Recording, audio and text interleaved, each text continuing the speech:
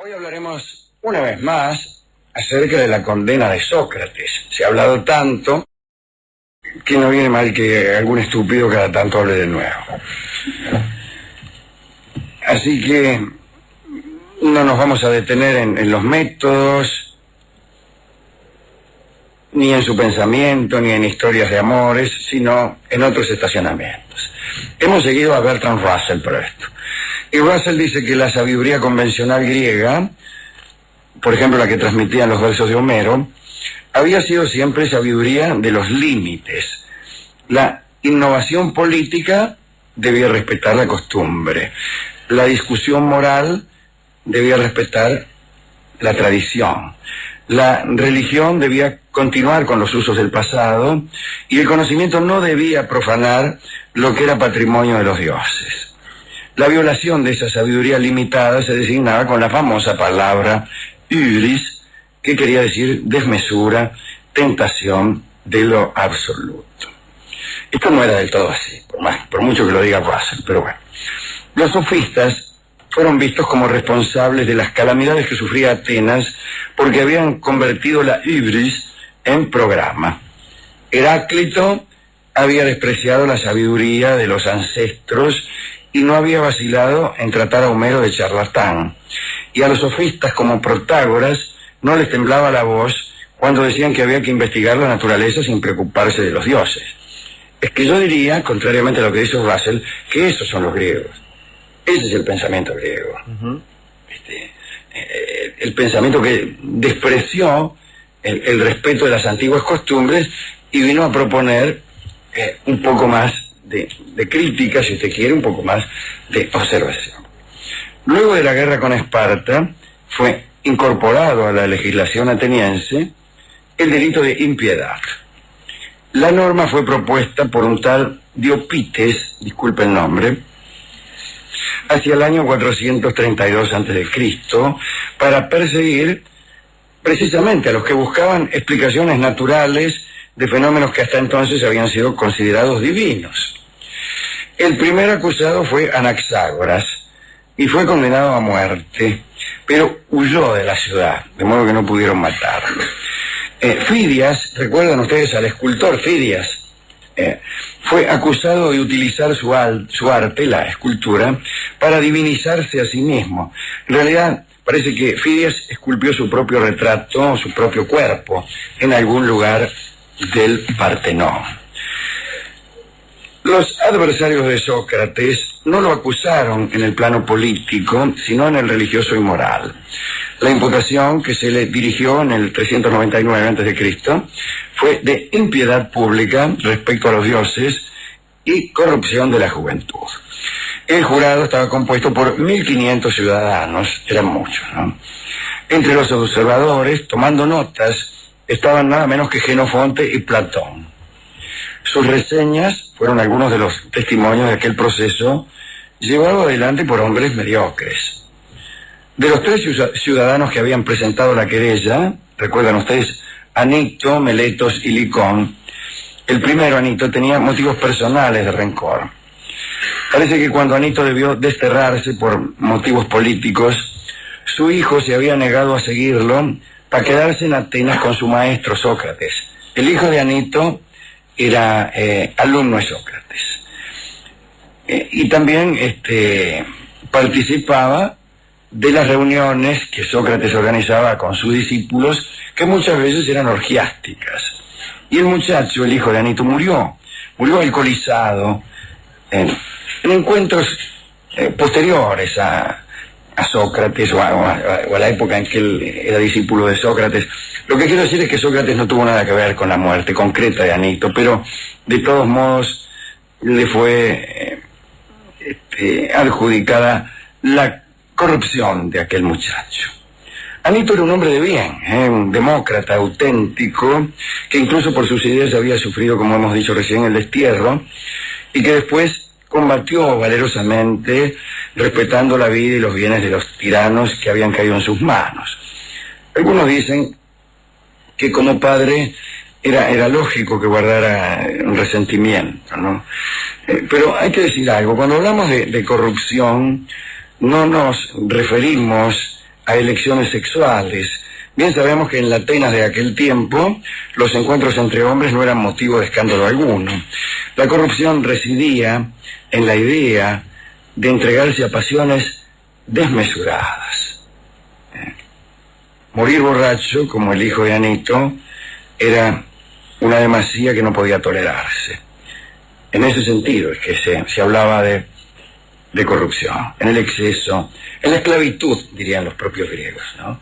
Que consideraban que el vicio, más que censurable por faltar a vaya a saber qué códigos morales, lo era porque esclavizaba. Esa es la cuestión. También se le reprochaba a Sócrates haber tenido entre sus discípulos a Alcibíades y a Critias, dos traidores a Atenas. Eran muy odiados por esos días. De Alcibíades hablamos hace poco. Pero la verdad es que los dos se habían apartado hacía mucho tiempo de Sócrates, precisamente por ser refractarios a sus enseñanzas. Sócrates era un aristócrata, no en el sentido trivial de pertenecer a una clase y participar de sus prejuicios, sino en el sentido intelectual, que es un sentido que tiene que ver con el pensamiento de Nietzsche, quizá. Sócrates era pobre, iba siempre vestido andrajosamente, y nadie podía reprocharle la menor deslealtad respecto al Estado. Al contrario, había sido un buen soldado en Anfípolis, en Helios y en Potidea. Y cuando fue juez, fue también muy escrupuloso. Sin embargo, y aquí la idea de su aristocracia, llevaba en sus pensamientos una especie de noocracia, o sea, una especie de dictadura de la aptitud. En ese sentido era aristocrático. Naturalmente, este tipo de aristocracia excluía la ignorancia y la superstición. Tenía esa clase de prevención. Y todo esto, muchos no lo apreciaban, porque tal vez no eran capaces de seguir el ideario socrático. Aristófanes fue un intérprete de quienes no lo entendieron, ¿no? Esa protesta plebeya ante la aristocracia intelectual de Sócrates. Y esta protesta plebeya pretendía oponer a Sócrates un sentido común. Sócrates estaba en contra del sentido común, ¿no? Y estaba desde luego animada por la envidia de todos los hombres mediocres.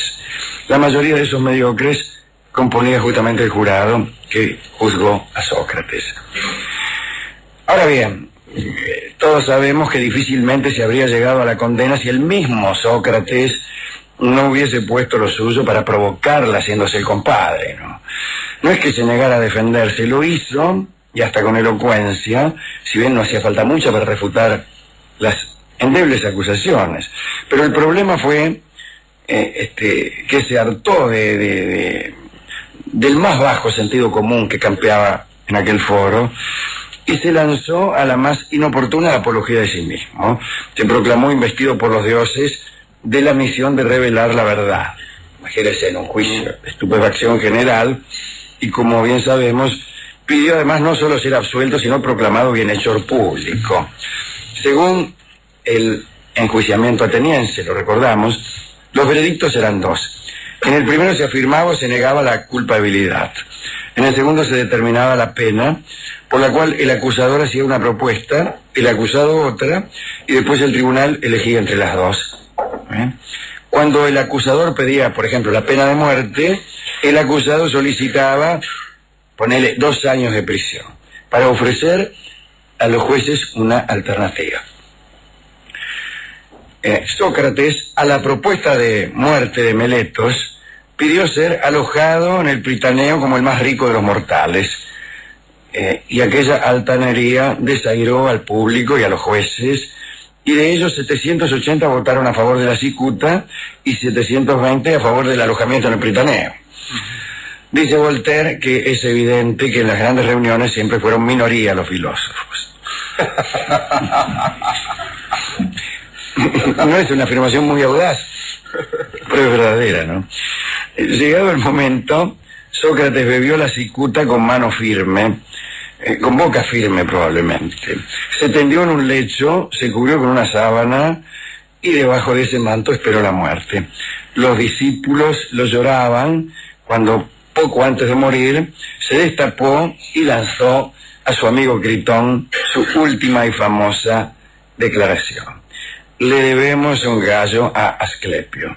No te olvides de pagárselo. Sobre el verdadero sentido de este gallo para Esculapio se ha hablado muchísimo. Este es el final de la historia de Sócrates y más que nada de esta visión un poco lateral que hemos presentado esta noche de esta aristocracia socrática, esta aristocracia que excluye la estupidez. Desde luego, los estúpidos jamás admiten esta circunstancia. Cuando alguien excluye de su pensamiento la estupidez, todos le reprochan que excluyen a otras cosas, especialmente cuando se ven excluidos. Es que aún los más estúpidos se resisten a admitir que lo son. Salvo algunas personas que, resignadas, admiten su estupidez y navegan alegremente por las veredas de los otarios sin pedir ser cambiados en su dirección. Nosotros, los que hacemos este programa, somos todos estúpidos. Ni siquiera estamos orgullosos de serlo, estamos verdaderamente muy tristes por ser estúpidos, sufrimos mucho por serlo, pero nos hemos dado cuenta con los años que estamos muy bien de estúpidos. En cambio, cada vez que nos hacemos los vivos, fracasamos de un modo patético. ¿A quién quiere dedicar esto? Desde luego a Sócrates, pero ¿tiene algún otro por ahí? No, a Platón, ya que lo ha nombrado. Que andaba ahí tomando nota, andaba Platón con Genofonte, estaban los dos ahí. ¿Y qué dijo? En realidad sabemos lo que dijo Sócrates por Platón, sabemos todo por Platón. Algunos dicen que incluso lo que sabemos son inventos de Platón. Bueno, está mal. No está mal. Está mal. Ser un invento de Platón no es un mal destino. Y Borges ha hecho un poco de eso con muchos, Alejandro. Sí, lo que claro, está hecho de claro, cosas pensando en Macedonio, ¿no? Sí, claro, que es más lindo por Borges. Sí, más lindo inventado por Borges. Bueno, hemos ido a la discoteca a buscar discos de Sócrates. La milonga Apología de Sócrates por el conjunto de guitarra de José Canet no estaba. ¿No estaba? No estaba. La milonga La Cicuta. Algo parecido hay. Hay un tango que es La Copa del Olvido. Ajá. ¿Qué otra cosa es la cicuta sino la Copa del Olvido? Vos te tomás una copa de cicuta y te olvidás. Así que canta Hugo del Carril este bellísimo tango que mi abuelo me cantaba cuando yo era un bebé. Adelante.